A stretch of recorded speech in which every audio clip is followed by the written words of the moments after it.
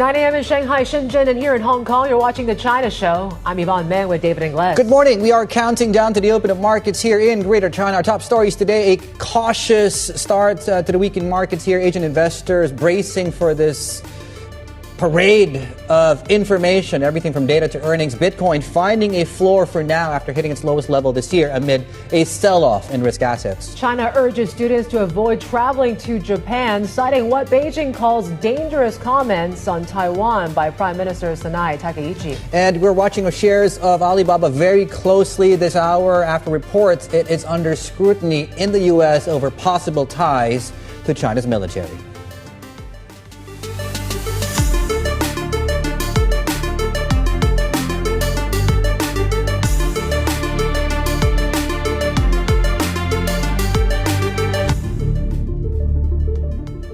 Dave, it looks to be a busy week. I'm glad you're back for all of it here. When you talk about, what was the obvious sort of things that we're going to talk about, which is, of course, NVIDIA that comes out on Wednesday. Then, of course, you have this kind of barrage of data that could come out of the U.S., the jobs report and the like. There certainly is plenty of event risk.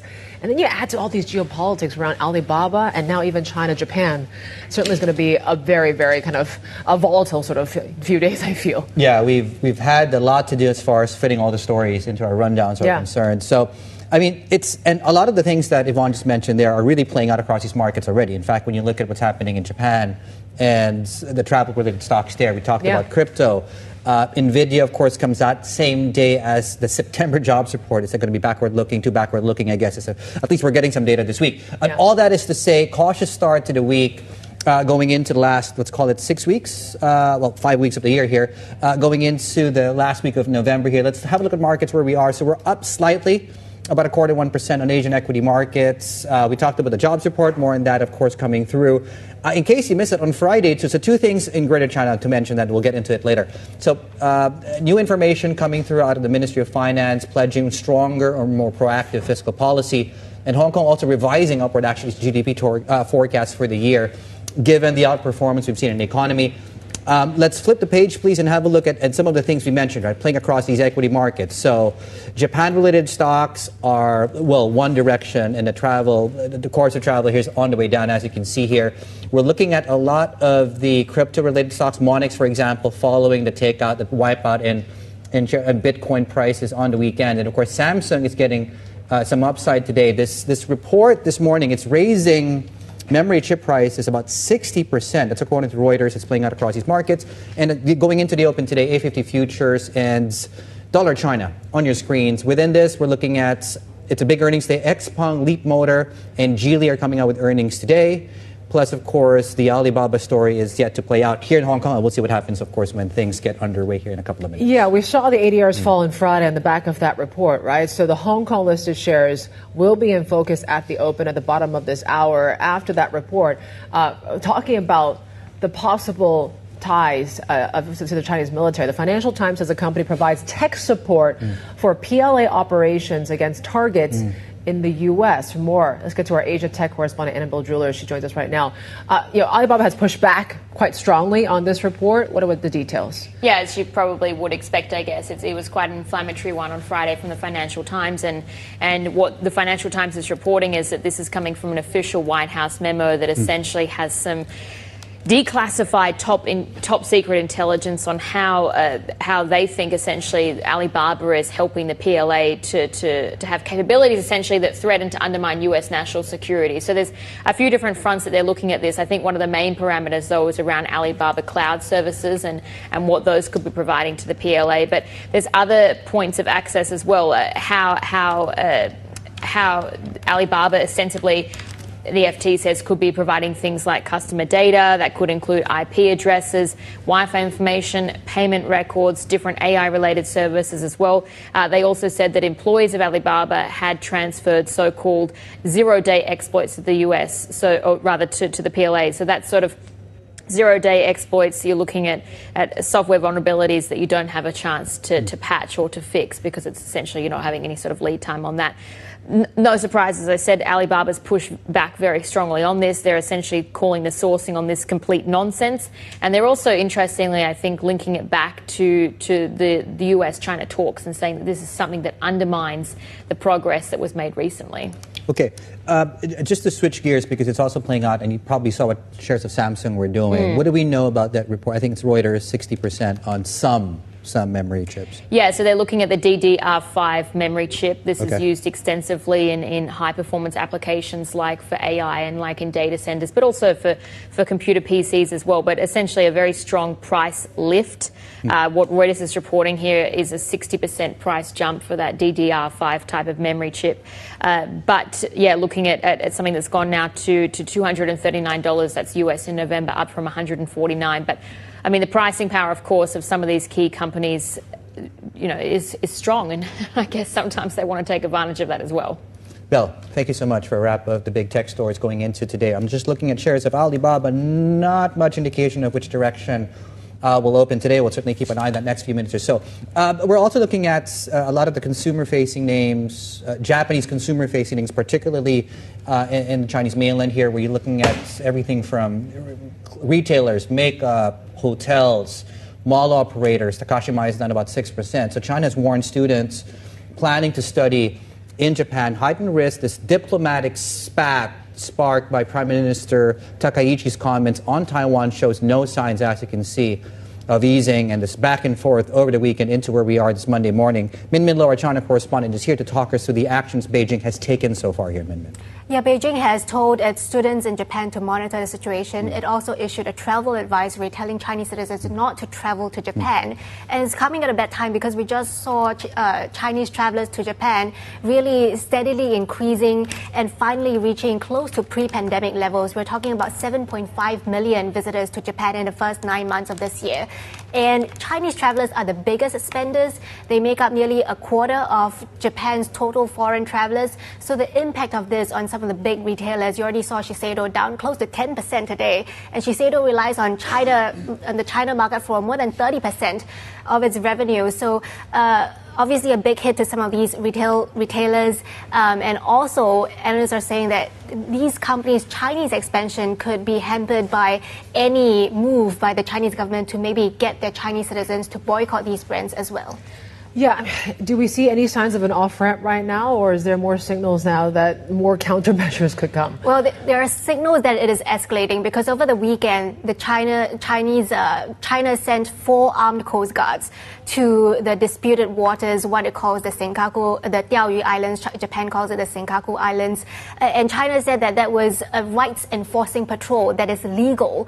And we had seen a slew of commentary across Chinese media really warning Japan to retract its statements or face powerful consequences, and People's Daily in particular, saying that this is the first overt threat of force from Japan because of Takaichi's comments, and Xinhua as well saying that this is outright militaristic adventurism, that this is a reckless gambit that could threaten the security of the region here.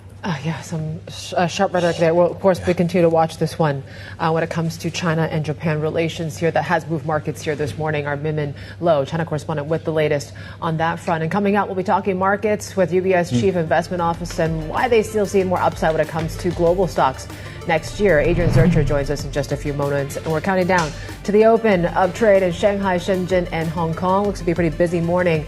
This is The China Show. Happy Monday.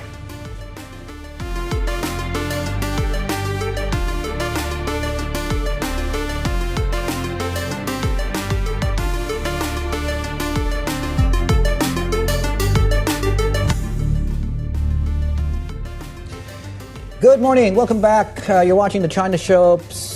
We're getting geared up for what seems to be on paper an eventful week, pregnant with potential.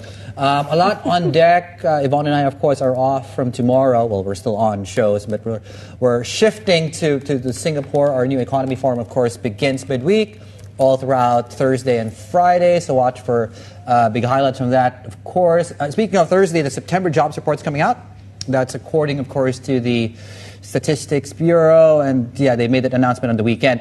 Plus, it's a big earnings week. The overlay is coming up on your screens with NVIDIA out, of course, towards the latter part of this week, among the many other names. And of course, from here, the front end of this week in Greater China will see a lot of the big car makers like Geely, Leapmotor, and Xpeng all reporting. In fact, today, this Monday. Yeah, let's bring in Adrian Zuercher, co-head of Global Asset Allocation and co-head of APAC Global Investment Management at UBS Chief Investment Office. It's a big week, but certainly there's a lot of questions about the AI trade, which started off very positive the start of the year, and now it seems like things are just getting more negative. How should I assess the rest of the year? Well, I guess overall, I think it all depends on the Fed particular. So I do think that if the Fed keeps on cutting, or at least signaling that there's more interest rate coming, the equity market definitely has more upside. Overall, fundamentally, I think actually market is very healthy. Earnings have been very, very strong in the third quarter. I do believe that a lot of people are positioned, so there's a little bit of profit taking from time to time. Depends on the macro data. Now, this week we will get a lot of macro data since the U.S. has reopened up. We get FOMC minutes as well. That's right. I do believe that the Fed still has potential to cut in December, but that brings volatility. But overall, we actually do think the market is quite healthy and could actually go further up from here. It's still a liquidity-driven rally, you think? That's still the most important component, to your point? Well, I mean, there's a lot of fundamental behind that. I mean, the earnings are really, really strong. Right. I mean, but we need the Fed, CapEx, as you point out, though. I do believe. But for me, the Fed actually, the overall story on the Fed is really about their neutral rates are around 300 basis points. We're still at 400 basis points. Right. So if there's negative news coming through, they have a lot of potential to cut. In their own thinking, they actually have to cut below 300 basis points to really become stimulative and dovish. And I think that's sort of the Fed put is very much on, and that will help the market. And if we don't get the cuts, then because we get strong macro data, and that should be positive for earnings overall. It seems like this year was, I don't want to say easy, but it seemed like there was everything that was rallying, right? And for someone that watches multi-assets, I'm just wondering, can we see similar success next year, where correlations are actually positive, or have those correlations and relationships actually flip back to normal now? I actually think it was a very difficult year on one hand, and very easy on the other hand. Yes, you just put your money at work at the beginning of the year, you don't touch, you most likely up quite significantly. But actually, there was a lot of rotation shifts coming in. U.S. massively underperformed first quarter. Then we had the sell-off in April. Then suddenly we had the AI rally back on. We had the dollar declining 10%. And since everybody speaks about a weaker dollar, it's actually flat. So you could also do a lot of things wrong. But overall, I actually think for next year, the outlook remains very, very healthy. We probably see a reacceleration of growth with lower interest rates. We see earnings still coming through. And actually, correlation between bonds and equities started to flip. So we actually see these negative correlations, perfect for the environment for a multi-asset class portfolio. And as I said, with the Fed probably at least on the fence and be able, with a lot of ammunition, to help if something goes wrong, we actually should get a positive year. Vol will stay high, maybe even go up the higher valuation is. But I'm actually remaining very, very positive, particularly for multi-asset class portfolio. And the advice on currency exposure is reduce dollar exposure marginally even further compared to what they've done this year? Look, we think the dollar is in a structural decline. I think we're still FX reserves around 65% in US dollar. The US economy is 25% of global economy. It's only 13% of global trade. So as other regions start to trade more, maybe in their own currencies, there's less need to hold FX dollar reserves in US dollar. At the same time, it remains the most important FX component globally, and I think for the next couple of decades, it will stay like that. But what we saw after the first decline in 10%, we saw a lot of family office coming through. How should I think globally on a diversified FX portfolio? And I think something between 65-75% in dollar terms, and then go into some of the other currencies could be quite interesting. Particularly positive on EM local currency bonds, Asian local currency bonds. That's one way to play it. So 2/3 thereabout. Okay. Yeah, in terms of China, it seems like the macro side of things is really weighing on.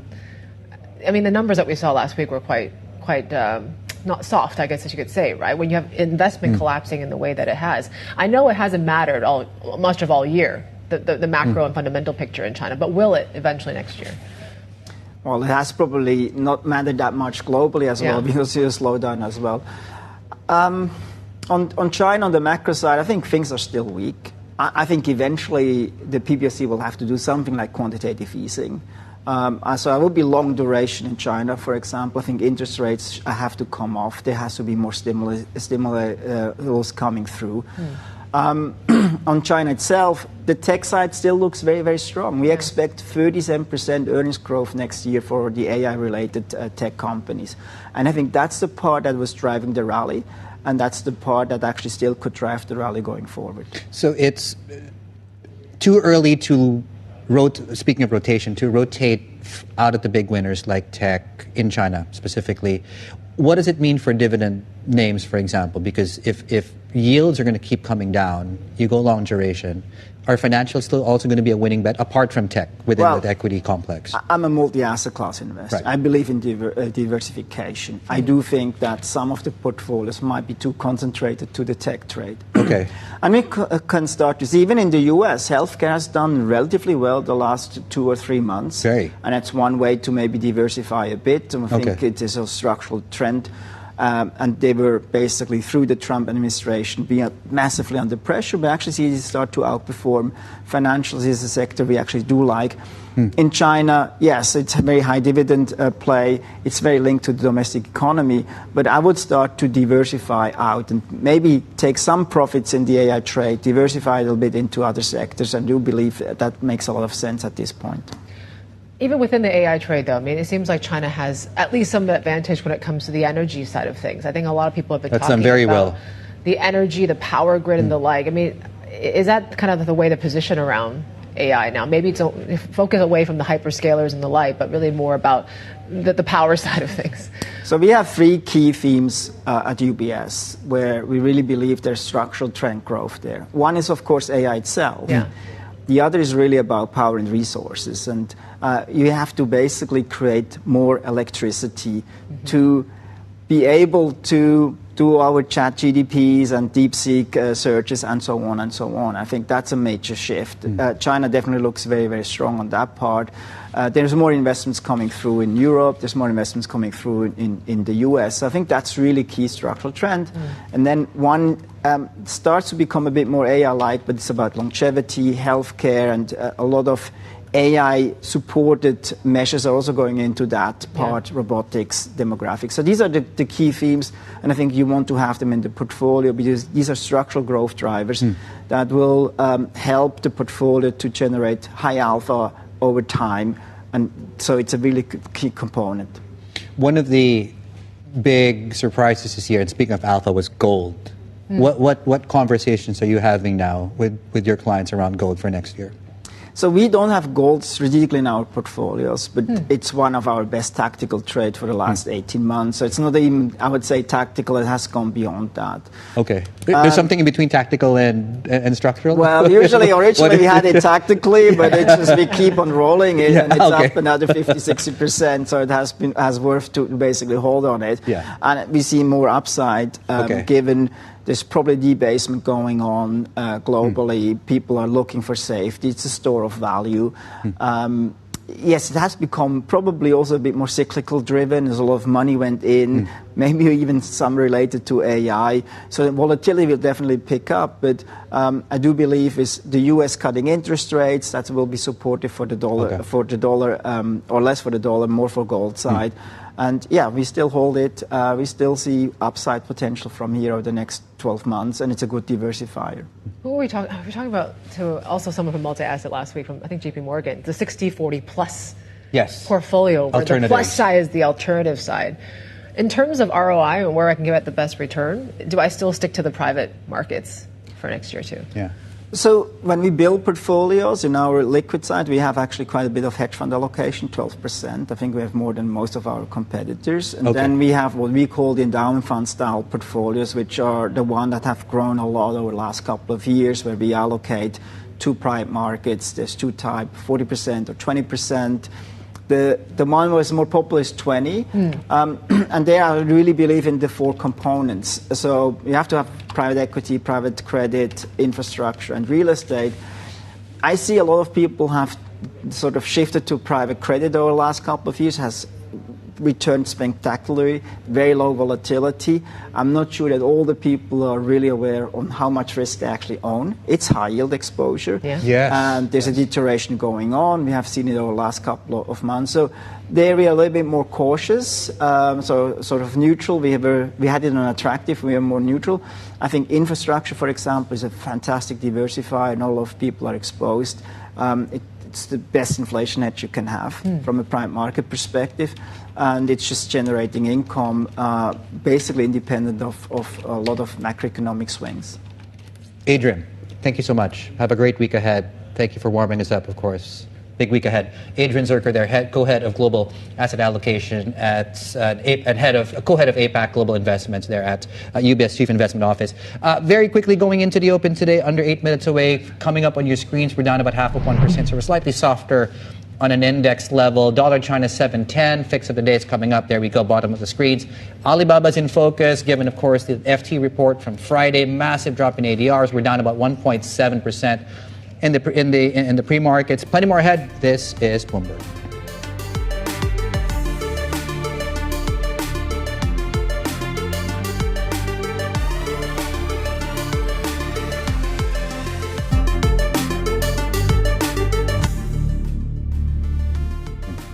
All right, here's your agenda for today. Of course, we're still tracking what happens around tech here in this sell-off, whether we see another day of it. Of course, Alibaba is going to be front and center given that FT report.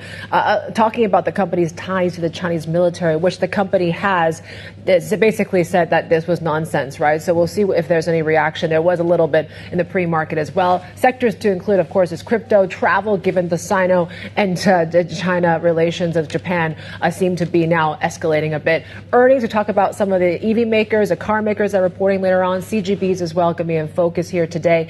And this China-Germany dialogue is happening as well. Okay, all that is to say we're down slightly on the benchmark, 0.5% there. I think we dressed the part, actually. I was thinking, I need to, I'll probably change my jacket. A bit dark, right? Which is somewhat the mood across these markets going into this Monday. So we're down about 0.4% on the H-shares index. We're dead flat, as you can see, 710 almost. Even there on dollar China following the fix of the day.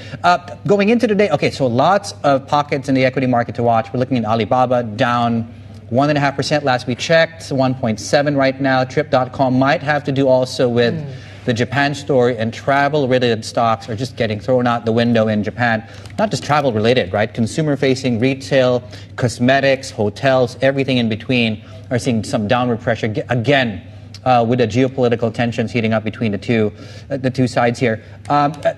Just to say, when you look at Baidu, for example, we're down a second straight week on AI stocks globally. So want to watch crypto, obviously with Bitcoin taking out the gains of the year. We're looking at pressure there. Plus, of course, a lot of the travel-related stocks. We'll get to that in a moment. But there we go with some of the crypto names there. Yeah, at least Bitcoin is at least stabilizing here just a bit. As you mentioned, we wiped out all the gains of this year already. So we'll see where we are when it comes to this bear market, when it comes to the crypto side of things. But yes, looks to be a pretty interesting open coming through open here. You're watching the China Show. This is Bloomberg.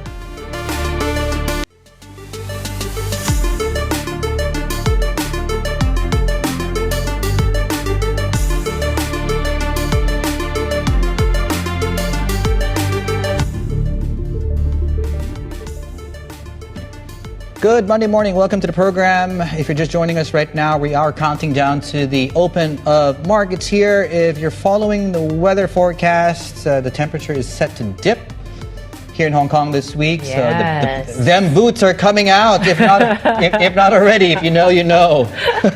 13 degrees. Yes. That's usually when you bring out the puffy jackets, right? Ski jacket season is upon us, if not already. Yeah. Did you see that? There's a meme that showed there's like how many days in a year in Hong Kong where it's perfect weather? I think it's 3 in November. And then it's like December and January get a bit brutal. Yeah. Brutal is a relative term, right? Brutal for Hong Kong. But certainly there's a lot of, I guess you could say, when it comes to the weather side of things, there's a lot of volatility in these markets. Of course, we're watching very closely when it comes to earnings side of things. But yes, macro side, obviously, the slew of U.S. data that could come out this week, that could be something that, traders really have to catch up on, whether how that, changes the whole calibration around the Fed. Then you have NVIDIA earnings on Wednesday, right? They always mostly beat when it comes to earnings, but that doesn't really matter. It might not still be enough for traders here. Just given what we've seen in history as a recent guide, actually stocks fall weeks after earnings 5 out of the 8 quarters. That was something that I saw.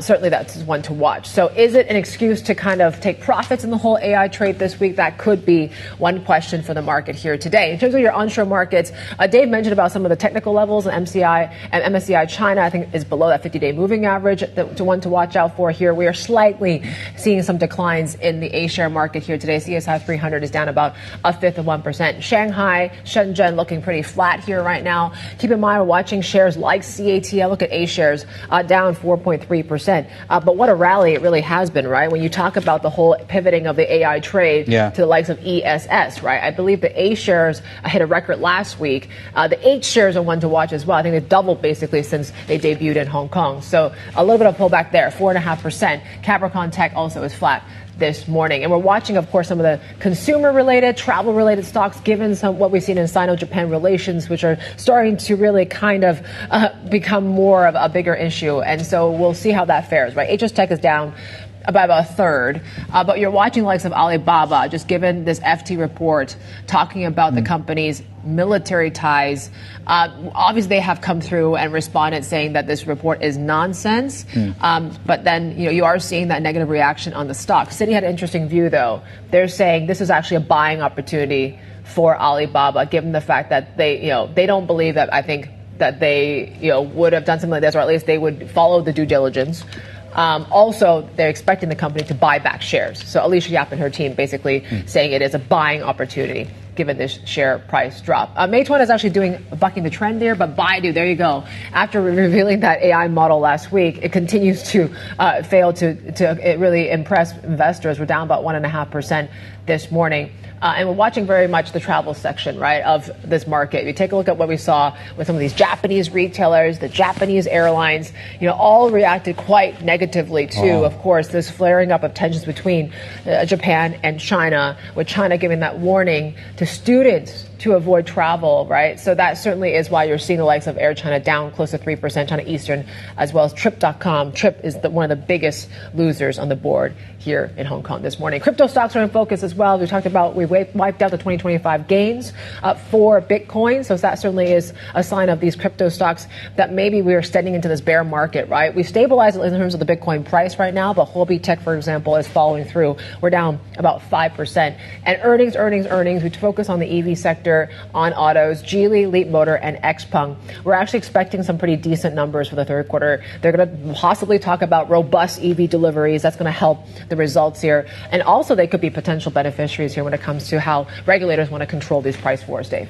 Yeah, and we'll see what the outlook is as far as the guidance is concerned, because the question mark around subsidies is still up in investors' minds going into next year. So we'll see what kind of clarity the corporates can give. Right, back to the AI trade, right? So Chinese investors have been looking and have been in fact already trading on other themes as far as the AI story is concerned, more affordable entry points, looking beyond just the hardware names, beyond the chip makers. You have things like, you have no power, you have no AI, right? So utilities, metals producers, for example, that really form the backbone of the industry, the physical backbone of the industry here. Let's bring in April Ma, who's here to us in town, here in Hong Kong, our equities reporter. Very nice to see you. Likewise. Okay, so how have people been trading this? What's the most recent, what's the popular trend recently? Right, because of this concern about the crowdedness in the chip trade, which has been the centerpiece all year long, I think funds are really trying to pile into the areas which are less crowded and where valuations are less concerning. So over the past month or so, that's been in metals, that's been in energy storage systems, and in power equipment suppliers as well. So obviously valuations are the key concern. Also fundamentally, as you said, no power, no AI. And some of these analysts are predicting that by 2030, a third of the investment in AI is actually going into these sectors. Right. Tell us a little bit more about is this sort of the competitive edge that maybe Chinese markets have over the US, for example, where we actually see the capacity for this sort of power and energy generation? Is this sort of the way that Chinese investors can really kind of pivot towards sustainably? Yes, I think there is still a lot of room to play this because, as we all know, I think some of the competitive edge that China has in grid is that there's a lot of capacity for it and also it's much cheaper. And that most of the time it's unfettered supply. So that's where China comes in. I think that's going to be a narrative that could last for quite a while when chip makers are still looking quite expensive. Okay. April, nice to see you. Yeah. I see you too. Thank you. April Ma there with the latest on the AI. You can check out that story, by the way, for clients on the terminal. It's also on the website. From that, we're pivoting to earnings now. You have a lot of big names coming out, and not so big names too. Okay, it's a spectrum, of course. But as far as the automakers go, we talked about it. Geely, Leapmotor, and Xpeng are coming out with earnings. In fact, today, let's bring in our Asia transport reporter Linda Liu, joining us to help us give us a preview of what to expect. Linda, good morning. Yeah. So, is there, I guess, before we get granular, any specific common denominator we're watching out for as far as the sector is concerned? Yeah, well, the industry is under scrutiny from regulators over unhealthy competition. So I think analysts are watching for whether, some of these requirements for automakers to pay their suppliers faster will have an effect on cash flow. I think what we've seen from BYD is they've suffered the previous 2 quarters a kind of unexpected drop in profits. So we're looking for potentially a similar effect for other automakers, including Geely, Leapmotor, and Xpeng. But I have to say, the 3 that we're focusing on today, they're doing very well in terms of their deliveries. So I think for these 3, revenues are expected to grow by quite a lot. Yeah, Linda, I mean, the big news, I think, last week has been Xpeng, right? I mean, this really has been a company that's trying to transform itself maybe in a Tesla sort of way, right? When they're talking about humanoid robots, when they're talking about robo-taxis and the like. Do you think investors are really kind of coming to grips now on, this is more than just an EV company with Xpeng? Yeah, Xpeng really surprised, I guess, a lot of us in the past couple of weeks from unveiling their new humanoid robot, the Iron, during their AI event. And I think that has really kind of made investors reevaluate Xpeng's valuation, especially when you compare it to Tesla. And so people are kind of starting to price in that future growth potential. And you're seeing Xpeng stock really surging, especially in the last week. In the near term, I think these kind of new technologies won't have such a big impact on their financials. But obviously, I think for the company's kind of future outlook, that's something that investors is very excited about. Linda, just quickly, this journal story on Tesla and some of its Chinese suppliers and what they're perhaps not able to do if they're selling to the U.S. market. Are you guys looking at anything as far as the movers are concerned within the sort of China space today? How might that story play out? Yeah, that's something we're definitely following really closely. The news about Tesla also came after GM was reported to have asked its suppliers to kind of remove the China elements from its supply chain, especially for production in North America. So we are seeing a bit of a trend in the auto space, especially with the American automakers trying to stay on top of all of these disruptions that come from the tariffs. I think for some of the larger Chinese suppliers, they've already made moves to build productions in North America, especially in Mexico.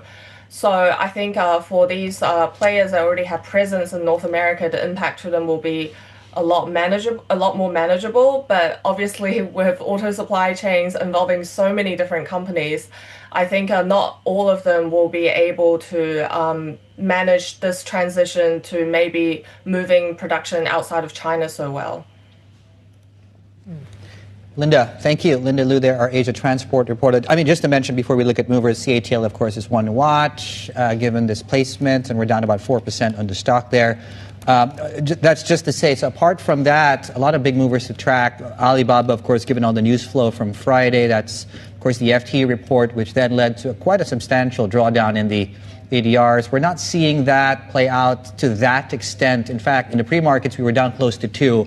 We're now, call it flat, just 10 minutes in. So Citi was right. People are buying this dip right now, going into this dip we're seeing today. Baidu is off about 2%. Japan travel continues to remain a key theme across these markets today. Very quickly on your screens, everything from cosmetics to hotels to airlines, and of course chips on the back of that Reuters report on Samsung raising some memory chip prices by 60% is playing out across the benchmark and also some of its cohorts in the sector. Yeah, there's also this story about how the likes of Samsung and SK and LG pledging to invest about $550 billion in the country, right? There was some scrutiny after this U.S.-Korea trade deal that a lot of this money is leaving home. So this is what they've been pledging for the next 5 years after that meeting with the president there over the weekend. So certainly that is maybe what's kind of leading to this rebound in some of these big stocks here as well. Something to watch throughout the day. Plenty more ahead. This is Bloomberg.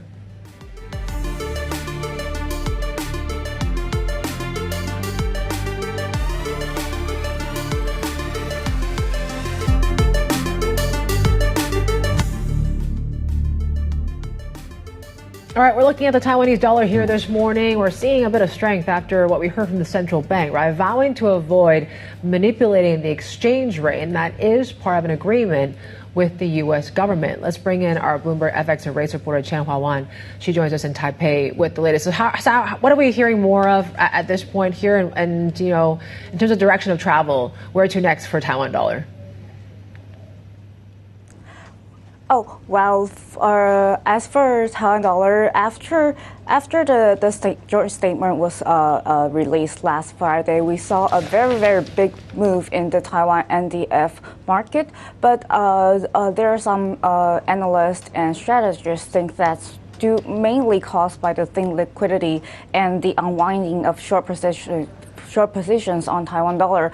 So after that, the pricing seems to come down and it doesn't gain any further. So right now we see on the spot market, today's move is about around 0.4% gain in the Taiwan dollar. So it's the most in 3 weeks, nearly 3 weeks in the Taiwan dollars. So we think it will not repeat what happened in May. That at that time we see that massive gain in 2 days that caused the market to kind of panic. So right now, and we also saw in the markets that the central bank and the state-owned banks are actually trying very hard to smooth out the market and control the expectation of the appreciation of Taiwan dollar. Qianhua, this is David. So what are we talking about, a possible breach of 31 or even 30? What are some of the projections right now from the sell side of people that you speak with? Yeah, I think generally people are expecting Taiwan dollar to gradually appreciate towards 30. So reaching 31 is very likely to happen in the near term, but is as the sentiment is totally different from what it is from in May. So we don't expect that there will be a very massive impact or a very big fluctuation after reaching that key point. All right, Qianhua, thank you. Qianhua Wan there, our FX and rates reporter joining us out of Taipei this morning. In some corporate news as well, a McKinsey review has reportedly criticized ANZ's culture, saying staff avoided delivering bad news. The AFR says a review also found that former CEO Shane Elliott did not sufficiently focus on customers and non-financial risk. ANZ hired the consulting firm to conduct a wide-ranging review after Australia's banking regulator found shortcomings and imposed higher capital requirements. Boeing says it will focus on stabilizing 737 production at 42 planes a month before increasing output again next year. The company is still recovering from years of setbacks and working towards certification of the smallest and largest 737 variants. Boeing says getting it right at pace is better than going fast as it ramps up both the 737 and 787 lines. All right, who remembers Fujifilm? So once known, in case you're OG here, primarily for its photography business. So the company is expanding into, get this, biotech and, yeah, get this, semiconductors, with major projects in India and other countries. Speaking exclusively to Bloomberg, the CEO, Teiichi Goto, told us about the company's new goals and the impact of the ongoing tariffs.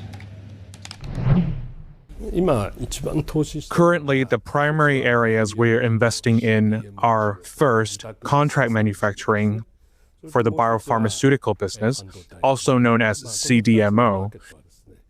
The other area is semiconductor materials. These two markets have exceptionally strong growth potential. For example, the CDMO business currently represents a $500 billion market size. While low molecular weight drugs are currently dominant, the market is expected to grow to the point where biopharmaceuticals will surpass them by 2028. As for the semiconductor market, it has been growing at an annual rate of around 8% or 9%. By 2030, it is projected to reach a scale of around $1 trillion. We are investing in both of these areas. Looking at the broader Fujifilm business, what's been the impact so far, especially given that we're not just talking about levies, we're also talking about potentially costs going up when it comes to some of the materials that need to go into a lot of the components of the things that you make? That's certainly true. The tariff issue was indeed a major problem for us initially, but now at an incredible speed, we've changed the supply chain. We ship from the country of origin that supports us. Then we also worked on cost reduction, cutting expenses, and lowering product costs. Additionally, we introduced new high-value added products. As a result, the impact of tariffs has been minimized, and its effect has largely disappeared. I was a bit concerned about our consumer products, like the mirrorless digital cameras, the Instax line popular with younger people. I was worried that consumer sentiment might be dipping a bit. And also, given the situation in the U.S. economy, now we're nearing Black Friday and the peak Christmas shopping season. Looking at the current state of distribution and purchasing, it seems things are still going strong, so I'm feeling a bit relieved. Therefore, regarding this fiscal year's performance, specifically in the imaging division for digital cameras and Instax, we have revised our forecast upward by 20 billion yen.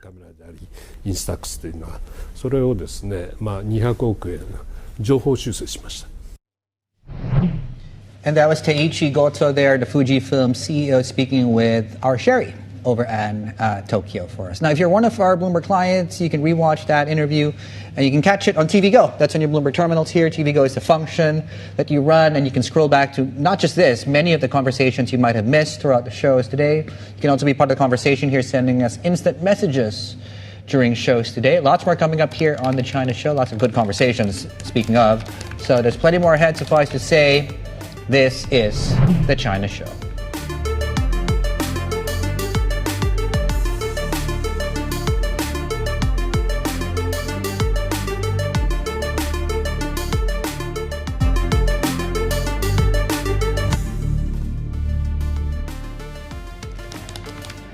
In some world news this morning, India has arrested a Kashmiri man accusing him of helping plan last week's suicide bombing in New Delhi that killed 10 people and injured 32.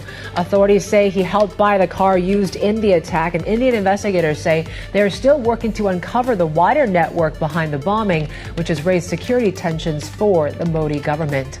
Thailand says tariff talks with the U.S. will continue separately from its commitments to President Trump over the border dispute with Cambodia.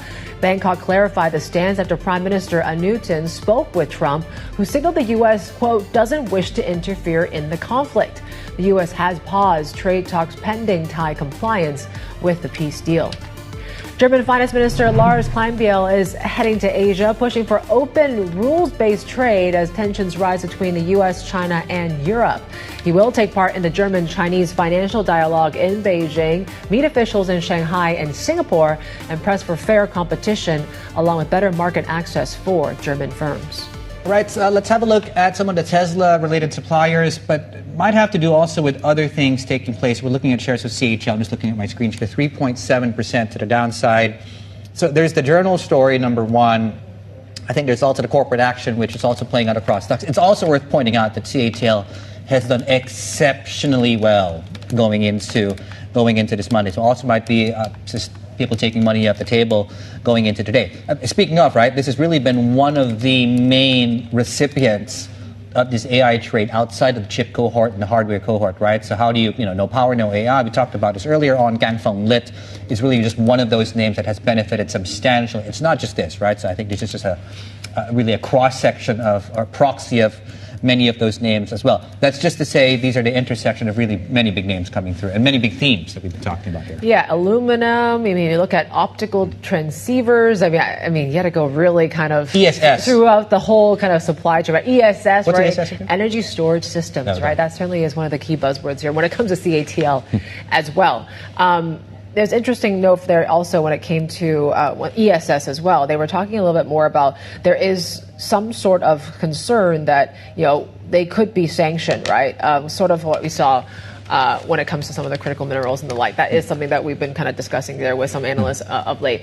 In terms of crypto, certainly we're watching that as well. We have seen Bitcoin at least stabilize in the Asia session, but yeah, some of these crypto stocks are still kind of falling along with the moves that we saw on Sunday, right? So we're just sub 95,000 for Bitcoin now. We basically said bye-bye to all the gains of 2025, but Huobi Tech certainly has been feeling it, and a lot of questions, right?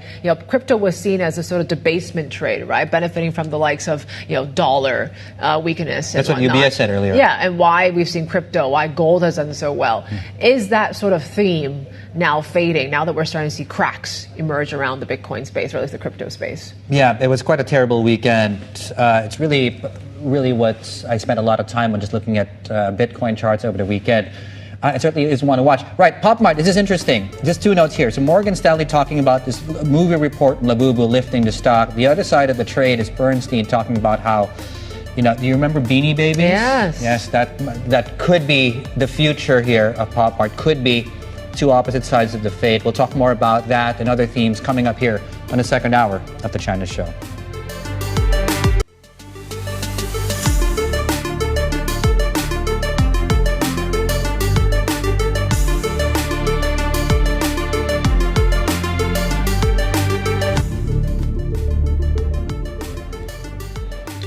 Welcome back to the China Show. Here's a look at the HSI half hour into the session. It's more about the weather. I mean, it's beautiful right now, but it's set to be even more crisp in the next few days, right? Temperatures are starting to head a little bit more south. Yeah. But I love it.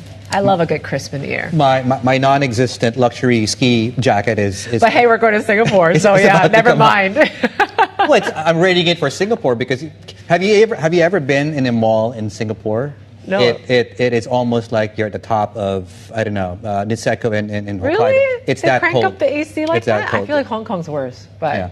Anyways, it's a big week in Singapore. There is the temperature. I mean, when it comes to things going south, I guess you could talk about how risk sentiment is doing, right? If you want to relate it to the weather here. So you are seeing when it comes to the Hang Seng, there you go. Still around the session lows, half hour into the session. We're at 0.8% to the downside here as well. Tech is on offer, it seems. And really, we were just talking about, right, there are so many sort of tangibles that we could look at, NVIDIA earnings, look at, U.S. macro data. But now this sort of discussion around China-Japan relations, I think if I looked at my bingo card for 2025, I don't think we expected this. That'd be so market moving here today. It really is showing up. In fact, it's the pull. It's the pull. When you look at the Nikkei down about 0.6 at 1%. I'm just looking at market breadth there on the Nikkei. So we're just taking out about 50,000 to the downside there, or thereabouts. 164 down. I mean, name your big Japanese consumer-facing stock, whether that's your retailers, some of the big airlines, hotel operators.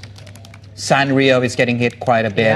Yeah. You're looking at other household Japanese names. A6 is also playing out quite negatively right now. In fact, just that's coming up on your screens right now. So to anyone that said geopolitics has taken a backseat as far as risk goes, I guess it's what we were priced for. This was certainly not what we were priced for going into this Monday, and it's playing out quite clearly, not just in Japan, right? Trip.com, 4.3% to the downside on the back of this spat that's emerged seemingly out of nowhere. But yet here we are right now. I think it's been slowly kind of simmering for weeks now, ever since, of course, she made those comments, the Prime Minister in Japan. So certainly now it seems to be coming to a bit more of intensity here. And we're hearing from Japanese public broadcaster NHK is now saying a senior diplomat is visiting China this week in a bid to soothe tensions over the Prime Minister's comments on Taiwan. Let's bring in our China correspondent Min Lo to talk us through what's the latest. Yeah, certainly it seems like it's serious enough that Japan is now sending officials to China, and China suddenly is seeing this as quite a material shift in Japan's stance, right? Because this is the clearest articulation yet under Sane Takaichi that Japan would see any military attack on Taiwan as an existential crisis, which gives them the legal justification to intervene militarily. And this is something that Chinese state media has been, really up in arms over, saying that this is the first overt threat of force that Japan has shown to China in 80 years since World War II. And China is saying that this is essentially the same as military adventurism. And they are repeating their mistakes of Japanese aggression in the 1940s. So it's something that is trending heavily on Chinese social media. Chinese people are talking a lot about this. And of course, the Chinese government has taken measures asking its citizens not to travel to Japan over these security concerns. One part of the argument is this was a comment, while a strong comment, maybe taken out of context. It's obviously a few days since then, a few weeks, and then this escalation we're in right now.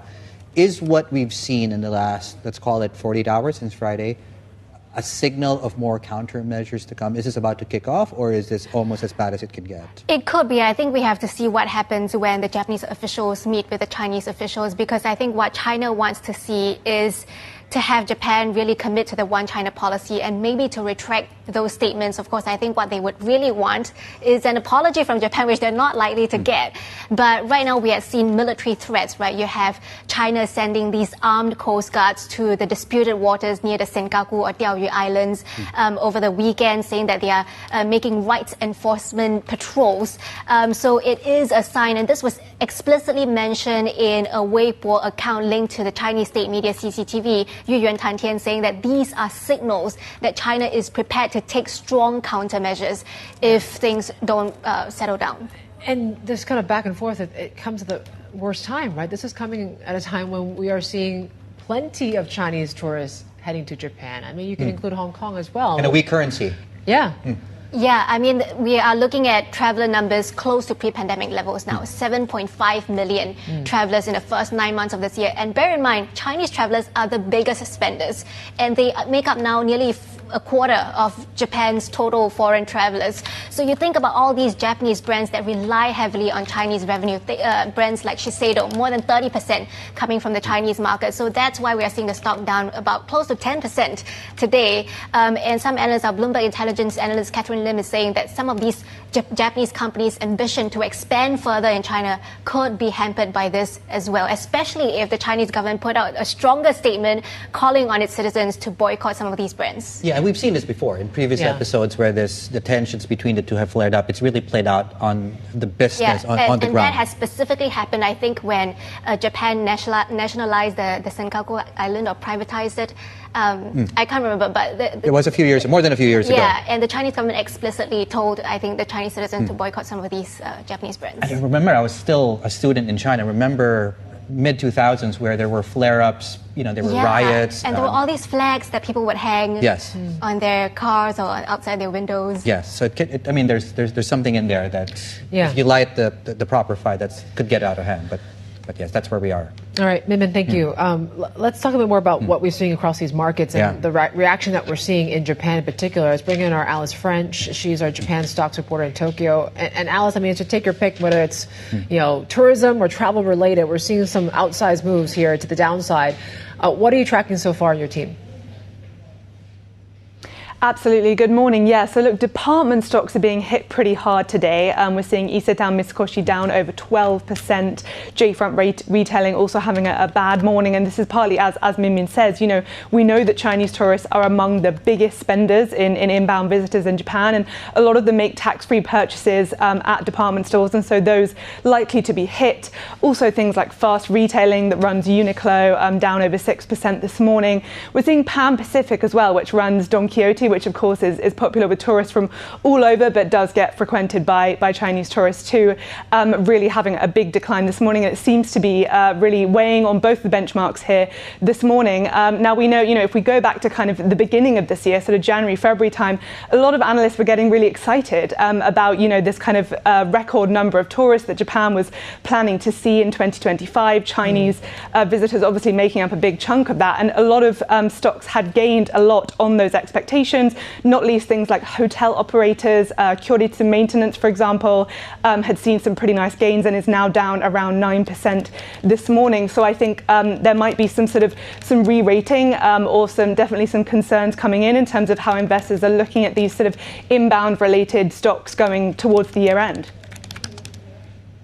Alice, have we heard from either the companies themselves or the analyst community? Is this are people being overly pessimistic? Is this a buy and dip opportunity today?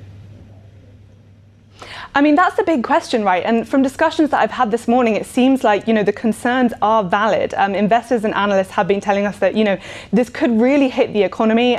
We've had a note out from Nomura this morning saying that the monthly income from inbound travel could be down over 200 billion yen per month. That's a pretty big hit, right? It could impact things like the yen. It could impact even things like future BOJ decisions if, we really do go down from the level that we have now to zero Chinese travelers. Now, of course, it may not be that extreme, but I think at least on the sentiment side, this is something that I think we'll see play out kind of in the coming days and weeks. Of course, we'll have to wait to see how much it actually impacts the numbers of visitors, but it definitely feels like it's sort of a real threat, a real fear here for investors and for the companies too. But, of course, only time will tell. Can the two countries kind of come to some sort of agreement and kind of, put this issue to bed? We don't know yet, but certainly at the moment, the fear and the concerns feel very real among investors this morning.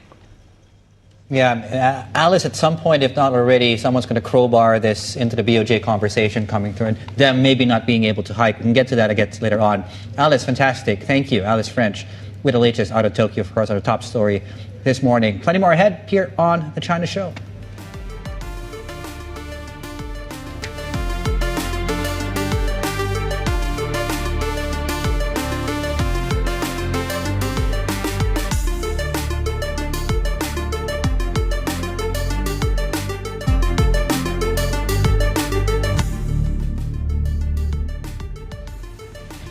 All right, welcome back. You're watching The China Show. Some stuff to watch this week. Okay, take your pick on the macro side, data sides, and in case you missed the announcement on the weekend, the September jobs report is coming out on Thursday. There we go. Remember those? Yeah, long time ago. I wonder what it looks like now. It's a 43% probability, last I checked, of a reduction in rates in December, but that's a moving target, of course. On top of all of that, we're also getting some earnings coming through. We'll talk about that in a moment. We're also getting pushback, by the way, from the Feds and some officials over a potential, operative word, potential rate cut in December. You have expectations we just talked about there have really been scaled back, with officials showing very little conviction for reducing borrowing costs next month. I've been able to get behind the last two cuts. And we'll see what happens for this next one. I still got a couple of weeks, right? So I don't, one thing I try to remind everyone, like we are a data-driven body, right? So I want the information to guide where I think the appropriate policy should be. I think it would be hard to support another rate cut unless we were to get convincing evidence that inflation is really coming down faster than my expectations, or that we were seeing more than the gradual cooling that we've been seeing in the labor market. Let's bring our Bloomberg MLive executive editor, Mark Cutmore, joins us now from Singapore. And Mark, it's plenty of event risk this week. When you talk about NVIDIA earnings, you talk about the slew of data that we're going to get when it comes to the U.S., September jobs report. What's going to be top of mind for your team this week? It's absolutely got to be NVIDIA earnings. I think, look, AI theme really dominates everything. Everything else is kind of marginal tweaks to how we play that narrative, and NVIDIA earnings will come into that. There's, of course, a feedback loop from the macro into the AI theme. We expect NVIDIA earnings to be strong, but over the last 15 months, there's been this quite bizarre phenomenon where NVIDIA stock price has risen by over 50%, added about $1.7 trillion in market cap, which is more than all but about 10 companies in the world in terms of size. And yet, it almost always falls in the wake of its earnings. And of the last 5 earnings, 4 out of 5, it's kind of got hit quite badly over the subsequent month, so it's quite phenomenal. That rise has happened despite the fact that its earnings have been a sell the fat event, even though all those earnings are strong. And it's important to emphasize that all the guidance we've got from all the other names in the sector this earnings season mean that we're pretty confident that NVIDIA earnings will be good, but it's about future guidance. It's pretty hard to beat the euphoria in that space. So we expect NVIDIA earnings to kind of feed a further rotation. There's a kind of a nascent theme from last week where we're seeing some of the previous favorite retail names, the more speculative momentum stocks, they're starting to suffer as people take profits on winners, and they're going into some of the more value plays in the stock market. So we're getting growing breadth in the stock market even as we're having more volatility. Mark, I've got to ask you, not specifically about what's happening, of course, between Japan and China. We had that other reports on Alibaba and its ties to Chinese military from the FT there. How do we need to be thinking about just examples, those two, of, again, the geopolitical risk premium into markets this week? Or is that somewhat idiosyncratic for those two stories? So I think that there's clearly a valid story here between China and Japan, and we've had these spats before with China, with countries when it's discouraged tourism. It has a sustainable impact, and so therefore I don't think this is going to blow over immediately. But it's very marginal. I mean, I think Alice there beforehand, I may have got the number wrong, but I think she said they're talking about, in a bad case scenario, 200 billion yen of monthly inflows that won't come in. Well, that's only 1.3 billion US dollars. It's not game changing. So it's pretty marginal even in the extreme scenario, even if it sustains. But the point is, it plays into a narrative. Again, we were just talking about there, the theme at the moment is people selling down winners, and Japan stocks have been one of the real outperformers this year. The domestic market had already started losing faith. They'd already been seeing large outflows from the Japanese market, a little bit worried about what Taikechi can actually do in terms of stimulating the economy. So the growth for next year, expectations for Japan, it's expected to have some of the slowest growth in G10. So the economy is pretty stagnant, still got deeply negative real yields, and yet you can't get the economy going. You've got the debt bubble. So I think that this is a market that's done really well. Now you've got an idiosyncratic story. You're already tempted to take some profit here, you've got a bit more reason to do so. So I think the fundamental actual impact here is marginal, even if sustained, but I think it fits into the narrative. People want to take profit in Japan, so we'll probably hear more about this week. In terms of the Alibaba story, again, I think that's going to be dominated more by NVIDIA earnings this week, in terms of that the whole supply chain for NVIDIA, not the whole supply chain, but much of the supply chain is concentrated in Asia. So the narrative around AI from the US will actually dominate Asia stocks this week, in Taiwan, in the China tech names, in Korea, and that's probably going to be the more dominant theme there. Mark, fantastic. Mark Cudmore there, our executive editor out of MLive in Singapore for us, and really perfect jumping off point. The last point there on NVIDIA and the valuations and this window of opportunity to maybe lock in those valuations, list these companies. Lots to talk about with our next guest. Another Mark, perhaps a better one. Global TMT conference begins today out of JPMorgan. Of course, joining us here on set is Mark Fiteny, head of consumer internet and APAC, new economy, investment banking at JPMorgan. Very nice to see you, and good morning. Yeah, good morning. Great to be here. New economy. What does that constitute? What does that mean? We look at technology not just as a vertical sector, but as a horizontal force that cuts across every sector. So profound transformation happening in every pocket of global GDP, whether it's financial services, automotive, healthcare, or consumer retail, every pocket going through change because of technology, and I get to help think through what does that mean for industries adapting. A wide range of things, including AI and the like. It's never a dull moment. Yeah. How busy has business been really this year? It has substantially picked up. We're seeing a backlog in size that we haven't seen since 2021. Markets are quite conducive to new issuance. Issuance up about 30% this year over last year. And as we look at the outlook going forward, it's as robust as we've seen it in a long time. What's the pipeline looking like? So expect to see IPOs driving the majority of the wallet. IPOs will be in Hong Kong, will be in Japan, will be in India, but broad set of tech IPOs as we look going forward. A key question for the market right now is really how are these hyperscalers, how are these tech companies really going to raise all this money to kind of fund these sort of their development plans around AI, right? Are you seeing that most of that financing is going to come in the equity market or the bond market?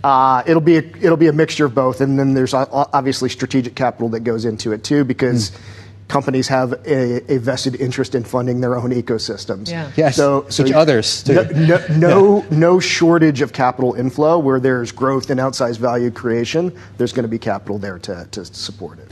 When you look at some of the capex, and we've seen some of the projections, right? Trillions that have to go into this AX capex spend.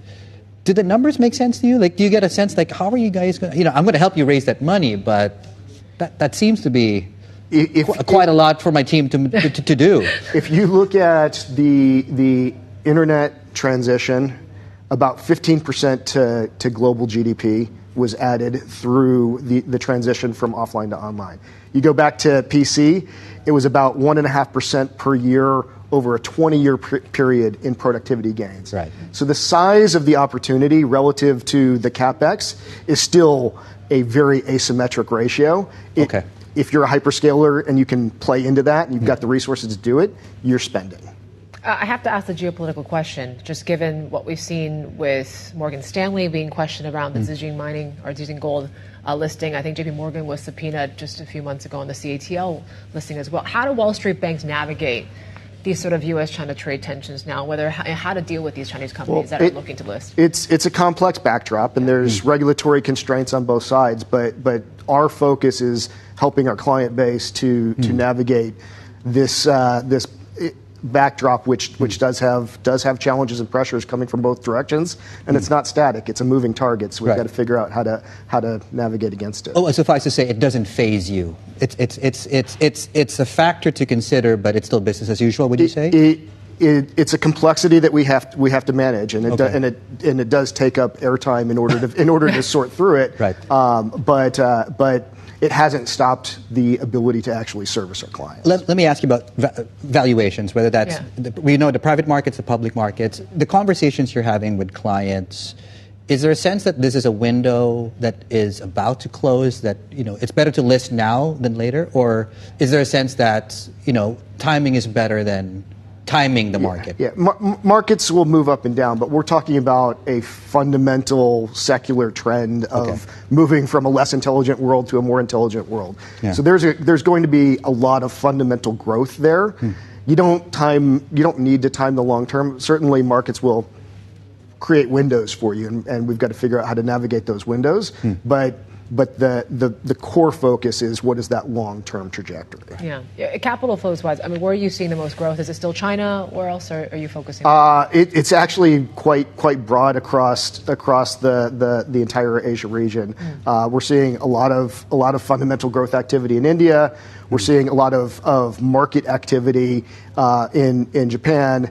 The core growth engine, though, for Asia is China. The Hong Kong has really come back in a very big way, and I think I can't sell that enough when you look at the activity that's happening here. Where do you think the listing market goes in the onshore markets in mainland China? What's your outlook there? So there continues to be robust markets onshore too. Issuers need to navigate where do I want to raise my capital and where do I want to be listed. A lot of A-share listed companies are pursuing dual listings to take advantage. That's a big driver, of course, of Hong Kong. So we're seeing it both onshore and offshore. It's rising tide in both locations. You're having your global TMT conference. Yes. Can you tell us a bit more about what's in store? What's the theme? So as your prior speaker had said, AI is the overshadowing theme, and whether that's AI in the digital infrastructure or in the tech supply chain or in foundational models or in application layer or in embodied intelligence like robotics, we're seeing AI drive broad themes across everything. Mark?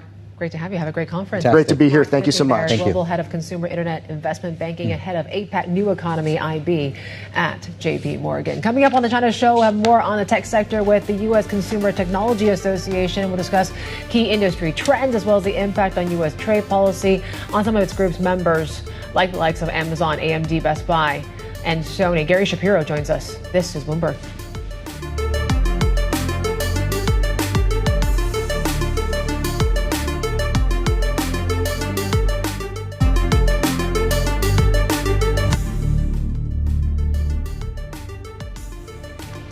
Welcome back.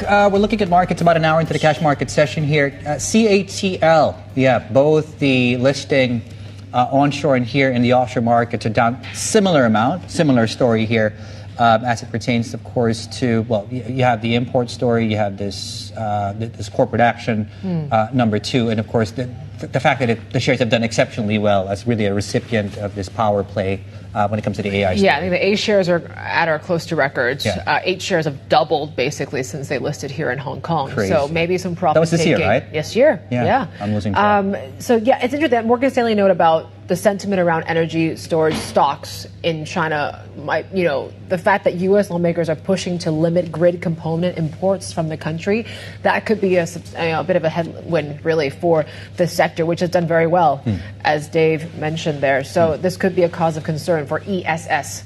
Of late. If you look when it comes to chip stocks, though, quite a bit of a rebound in some of these chip plays, particularly when it comes to Korea. So Samsung, SK Hynix, SK is up 6% once again as well, and the benchmarks are doing this year. So it seems like Korea is seeing a bit of that rebound here this morning. But yes, benchmarks in China still seeing some declines. The CSI 300 leading that charge. We're down about 0.7%. Plenty more ahead. This is Bloomberg.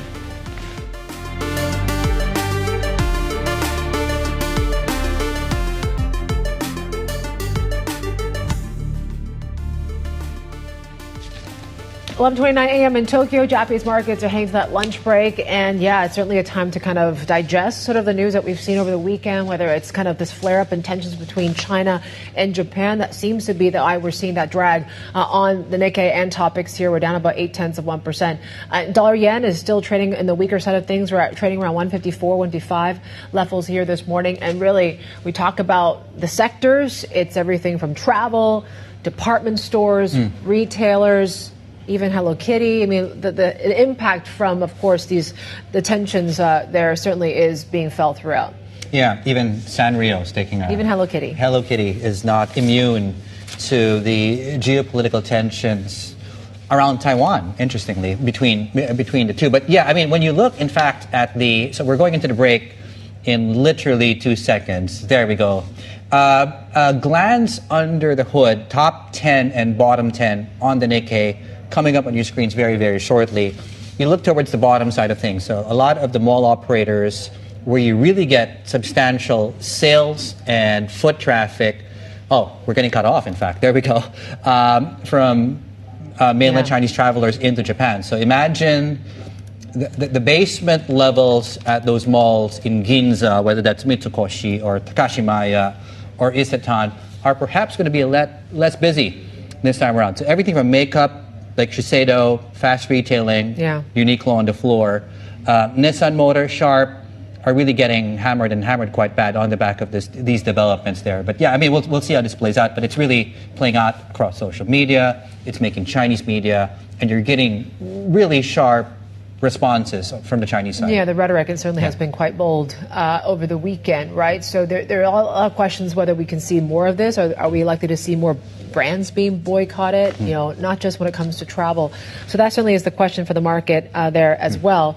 In terms of your Asia benchmarks and what we're looking at here today, we are seeing some downside gains here, about a third of 1%. U.S. futures are still punching higher here this morning, but it's the tech, it's the energy plays that are still seeing some green here. The rest of the market, though, is seeing a bit of pressure here this morning. But AI certainly has been that major theme for markets this year, right? Everything from questions about valuations and really, are they looking still to stretch right now? Certainly NVIDIA earnings are this week as well. That could be maybe the next sort of pillar there to kind of deal with on whether to actually rotate out of this whole AI trade or not. Yeah, the guidance that they give, I think they've beaten All but one quarter, yes. right? In the last, well, let's call it what, 10 40 years? quarters, I think. 40 quarters. Yeah, 10 years. And it's still not enough. And the stock tends to underperform. Yes. It's fallen weeks after the results come out, 5 out of the 8 times quarters that they've reported. So it's one thing to kind of beat. It's still not enough for traders out there. It's kind of crazy. I mean, talk about the overachieving. The pressures of being perfect. I mean, we know that. But anyway, our next guest might also be familiar with the pressure. Actually heads one of the biggest tech events in the world. The annual CES, of course, taking place in Vegas, I believe, early next year. Gary Shapiro is here with us on set, CEO and Vice Chair of the Consumer Technology Association. Good morning and nice to see you. Good morning. Great to be here. So, how many more weeks until the big event? Oh, it's about 9 or so. Okay. It's the first week in January. Okay, it's crunch time. It's crunch time. It's crunch time. So tell us about what's the most exciting thing that you think we'll find out. Well, something fresh. CES is certainly the biggest event in the world for innovation. We're doing great this year, coming up for 26. We get 40% of our people from outside the United States. It's 140,000. It's not open to the public. And we'll have about 4,000 different companies exhibiting. But it's about AI. Artificial intelligence is certainly pervading everything we do. But whether it's robotics or mobility or telecommunications or healthcare, it's all centered at CES with AI as a centerpiece. Can you tell us a bit more about what sort of Chinese presence we might see this year around? I mean, certainly there's been a bit of not as much presence in the previous years. Maybe it's geopolitical tensions, but there's a pandemic too. There was a pandemic too. Are we likely to see? I mean, just given the amount of technology and the breakthroughs that we're seeing in robotics in China, is that going to be a really big sort of theme? Well, certainly China, since COVID, has continued to go up in its presence, despite all the different trade issues. In fact, Lenovo, the CEO, will be keynoting in the big sphere, several thousand people, 5 Sense Experience. They brought their annual event to Las Vegas. So China will be there, but believe it or not, the number one country outside the U.S., Korea. Big, several thousand people come, several hundred exhibitors. They're pretty hot right now. Yeah, okay, so the sphere, okay, that's getting me excited already, just given the venue there. Okay, help us understand the Korean presence. You mentioned that too. What are they bringing to the table, you think, in terms of the consumer-facing element of this AI conversation? Well, the CES has both business and consumer elements. It's about half and half. Yeah. But what we're seeing from Korea is, of course, both, as we see from China and the U.S. and Japan. Again, it's AI-centered, but Korea is very good in robotics. They're very good, obviously, with Samsung and LG and others in terms of AV and entertainment. And even in healthcare, there's a lot of people jumping in with all these great sensing devices around that are transforming healthcare in the world. Yes, that's right. There's been so much talk. I mean, the narrative around AI seems to have gone from very positive at the start of the year to maybe slightly more negative now about, the questions around these capital spending plans and how they're going to raise the sort of money to fund it. What's going to be the conversations like at CES, right? All this fears of an AI bubble. What's your take right now, Gary, of where we are? Well, CES is great because people actually meet face to face. They're not fake bots on AI or on your computer. And it's a 5 Sense Experience and there's serendipity there. But the discussion about AI is how this is coming to market, how it's affecting jobs. There's a lot of national government leaders there who will be talking about what they're doing in their countries. Countries have some really good strategies based on AI. Some are more heavily focused on privacy and harm, and others are more focused on where we can get these data sets and solve some real human problems. There's a lot of trade-offs. Every country has their own issues, but in terms of the business side and what's going on, it's about implementation, making things more efficient. There's a great opportunity there that we'll see in the next few years to change things fundamentally. And it's not about losing jobs. It's about understanding AI to keep your job and get in there. And there's been a rapid transformation in the skills needed. And there's a lot of discussion about that. There's a lot of, obviously, financial pressure. You layer on that the tariff discussions, which is absolutely distracting and huge this past year. We're hoping to get away from that and focus on the business of innovation and making the citizens of the world's lives better. Can we put that story behind us, you think, the tariff conversation? From your mouth to politicians' ears, the only thing I could say is we hope to. Okay. I don't think so. I think President Trump is a very unique president. He really has his love interest with tariffs, but tariffs are taxes. They're imposed upon countries and people and consumers. Right. And inflation's a problem. Now, going against that, to bring it full circle, is artificial intelligence is anti-inflationary because it increases productivity. Yeah. We always forget that about inflation. It's just not cutting interest rates or raising interest rates. It's about productivity. And productivity, I believe, will see the greatest jump we've seen since the introduction of the internet and the introduction of computers. Yeah, and you're, of course, represent a lot of your members of the big tech companies in the world. How do you see them weathering through all these kind of change in tariffs and, shifting supply chains and the like for next year? It's been a challenge. They've had to pivot a lot. That's why I have a book, Pivot or Die. It's coming out in Korean soon. In Korean, okay. Korean, yeah. Well, it's obviously in English, but it's been very popular. It was written before Trump became president, but it is about pivoting in the United States. That's probably the number one word that's out there. Because people are changing what they're doing. They're changing how they're approaching their jobs. With the government shutdown, with the DOGE government cuts, with a change to educational institutions, people are transforming how they're thinking about their future. And some of it is good. I mean, there's a shift to a more technological environment rather than produce millions of college-educated people, which may not be able to get jobs. We need people with technical skills. And you tie that into the immigration challenges that a lot of countries are facing and how they're putting borders around. We need some skills. We need some manufacturing. And I think there's generally support for the strategy of let's be a little more self-sufficient. Let's have some real strong trade agreements with our friends and our strategic allies like China, which we have to cut deals with. And that's why I'm pretty optimistic. The fact that people are talking, it's really important. Do you think supply chains are being disentangled a little bit too much, or do you see a lot of that coming on shore, for example, in the U.S. with President Trump and his announcements that a lot of the big tech companies are putting up more capacity in the U.S., for example? Do you think we are moving away from each other rather than moving closer? I picture this way. I picture the French. On the point that the pivot point. Yeah, well, like the French don't really deal with their numbers of an aging population and pensions and things like that, and they still want to keep their 60-year-old retirement age. I think that's how the United States and others may be dealing with this concept of manufacturing in the country. There's been no real net change in manufacturing. It's very expensive to build a factory. We don't have the skills for it. We don't have the skilled workforce, and we're sending away a lot of the people with skills that are not U.S. citizens that build stuff. Yeah. They're the ones we rely on to fix things and build things. There's a lot of immigrants, some there legally, some not. And it's not realistic, honestly. I don't think you'll see a major shift in U.S. manufacturing, except in perhaps defense-critical, national security-critical things for the next few years. But there'll be a gradual shift. There's a lot of impetus to do that. People want to see that. And look, having all your supply chain in one country is a risk for any company right now. And that's something you have to diversify your supply chain. Whether it's natural disaster or political issues, it just makes good sense to have competition and choice when you're producing something.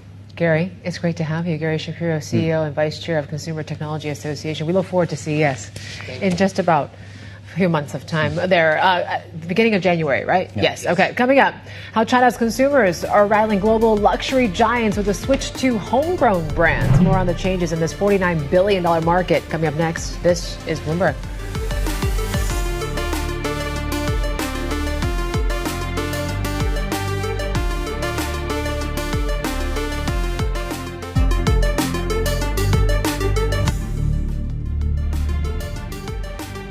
Talk about luxury, why not? Right? And you got, some of these foreign brands like LVMH might have to move over, right? There's things are changing in the whole $49 billion luxury market, with spending on foreign premium brands that have actually started stalling in the mainland, and really the rise of these sort of local premium brands, right? Have you ever heard of the likes of, Laopu Gold? We talk about that quite a bit here. Songmont, Mao Geping. I actually had to look it up a little bit too, some of these brands. Let's bring in Shirley Zhao, our conglomerates and consumer report. I guess David has no idea what we're talking about. Hang on.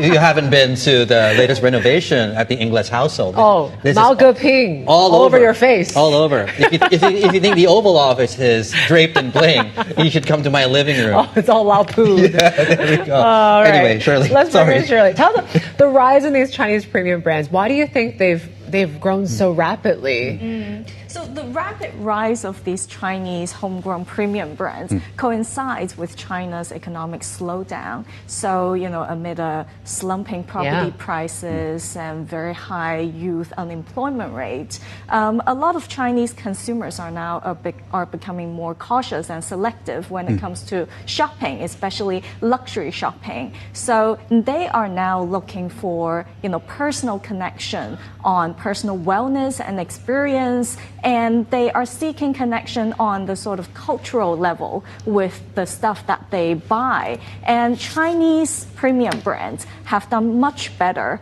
in providing this experiential and cultural element in their brand storytelling.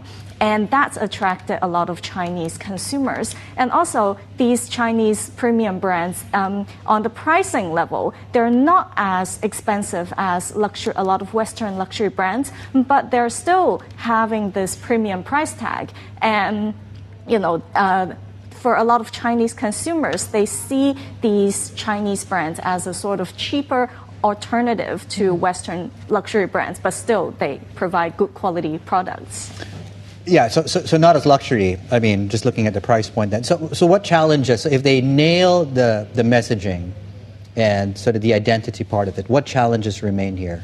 So a big part of their success is that they started off at a relatively low base. So it's relatively easy for you to grow to 20 or 30 starting from 10, but if you want to grow further, there are a lot of uncertainties. So whether this kind of rapid growth is sustainable, it remains to be seen. And also, China's economy remains weak. And for luxury brands to really grow, it needs a growth economy, and it needs an expanding population and income for the middle class. And these elements are lacking in China nowadays. So all these uncertainties have become challenges for homegrown Chinese luxury brands. I love your story that mentioned about Bernard Arnault when he last went to Who's China. that? He's the chairman of LVMH. Come on. It wasn't like he was looking at his own brands. He went shopping in Chinese brands, according to your reporting. I thought it was quite telling. What's sort of the message, I think, does this rise of local premium brands, what's the message to some of these big foreign brands out there now, and how to really survive or at least compete in China? Right. So a lot of Western luxury brands are nowadays really stressing storytelling and providing experiential shopping for Chinese consumers. They have captured this change in consumer shopping behavior in China. So, for example, LVMH is right now building a lot of, multi-story mega stores featuring not just retail elements, but as well as, exhibition, food and drinks. There's that big ship, right? In Shanghai, yeah. The Louis in Shanghai, yes. And a lot of other Western luxury brands are doing this right now. So in the past, you can see them having small street front stores, and that did very well, and a lot of people queued up outside. But nowadays, it's like stores occupying an entire building and providing a lot more just than the retail element. And these are what the luxury brands are doing in China right now, and they are hoping by doing these, they can build this personal connection with Chinese consumers. Not just shops, but buildings, Dave. They gotta, You gotta do it. You gotta spend a lot of time in there, right? It's not just the champagne. It used to be just, I'm going in so I can have the glass of champagne. No. Right? It's everything else. It's a whole experience. Yeah. All right, Shirley, it was a great story. Thank you so much. Try it sometime. Our conglomerates and consumer reporter, Shirley Zhao there. You talk about, Chinese brands. We can't talk about Pop Mart, right? Or we can't forget about Pop Mart. So much questions about this stock here right now after I think we're off about 30% from the peak, I believe. Yeah. But yes, there's kind of conflicting sort of things going on today, right? There was polarizing. The Bernstein analyst, the sole sell rating on the stock right now, right? So, they basically mentioned that this hype over Labubu toys is very reminiscent of the cycle that we saw with Beanie Babies. And we know, and we saw the collapse of all that as well. So that was sort of the concern here. But then again, today there was also that note from Morgan Stanley saying, look, that the fact that they're making a movie, or at least, there's talks of Sony Pictures' acquisition of rights to produce a Labubu movie, should help ease the negative narrative around the dolls, right? Well, my mind goes to is that it's about extending the shelf life of the product, the allure of the product. And I wonder whether the fact that we're getting further and further away from the core product is that actually a red flag? Yeah. I'm just of course just. Well, there was always a exercise. concern about the dependence, right, on Labubu itself, right, and what other sort of character or dolls could actually be the next one to watch, and then they really can't replicate the success as much as of Labubu's, right? But then, so there are still doubts about the next sales driver, of course, for Bernstein. So have we already reached the peak? Yeah. In Pop Mart, they say maybe, given just what the stock has done so far, but So the movie's coming out. Well, there's a talk of the movie, of a potential movie. I actually would be very curious how they actually sound. Well, what's the story, right? Well, yeah. That's the one thing people have talked about, is that there's not much of a storyline, like Pokemon, for example, which, oh my God, you hear my son talk about Pokemon, you could go for hours. That's right. There's talking a plot about, line there. Yeah, there's a plot line. Labubu's, they say maybe lacks that sort of context, right? So you got to wonder if people are really going to go and watch the movie too. But I feel like there'll still be a lot of fans heading to watch it. Well, we'll be there to cover it from a business, financial journalist. Yes. First, I don't think I've ever seen Labubu open his mouth or her Industry mouth. research. Yeah, I mean, there hasn't been any sort of cartoon or anything, right? So what are they going to talk about? Maybe a silent movie. Maybe. I don't know. Kind of like Bloomberg TV in elevators. Yeah. Right? Right? Yeah. That's what most people Can you hear see us? Oh, you can, right? Yeah. All right. Can you watch, of course, Pop Mart shares here today? That certainly is one thing. I think they are one of the biggest movers to the upside, though, at least today, given we are seeing some risk-on off moves when it comes to tech and the like. We're going to have plenty more ahead. This is Bloomberg.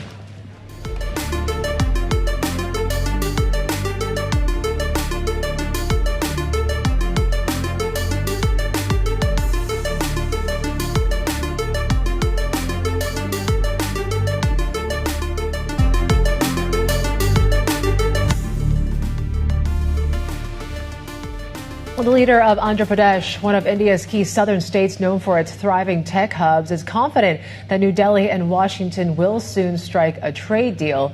Now, N. Chandrababu Naidu has positioned his state as a major destination for investment and innovation. He spoke with us about the ongoing trade talks and why he remains unconcerned about U.S. restrictions on H-1B skilled visas for Indian workers. These are all always challenges, opportunities. When you don't have any production, no need to depend on global community. Today we are producing shrimp, aqua. National exports 60% are from Andhra Pradesh, 60-65%, 2/3 are from Andhra Pradesh. Naturally we will have this type of problems. One is alternative markets. With my strength, I have to move forward. And also they are negotiating Government of India. They may sort it out. Do you expect a deal soon? Very soon I'm expecting something. There's a lot of students here too who are engineers and they get H-1B visas into the U.S. Those are now being restricted. How do you cope with that? No, what I'm saying, in knowledge economy, location is not important. Knowledge is important, leadership is important. I can start a company here to service Americans, cost effective way, in a service sector. There are manufacturing, I have to go there. There are some sectors where physical presence is important, then they have to move. Otherwise, so many services you can provide online by having proper knowledge and leadership quality. That is going to happen. If all intelligent people are going to America, because of that, they are doing the best. Now, some people are returned in India. That will help us further. And that was N. Chandrababu Naidu there, the Chief Minister of Andhra Pradesh, with, of course, our colleague there, Dan Cates. Before we wrap up the show today, a look at pockets of this equity market that are really moving on the back of the very heavy news flow, in fact, for a Monday.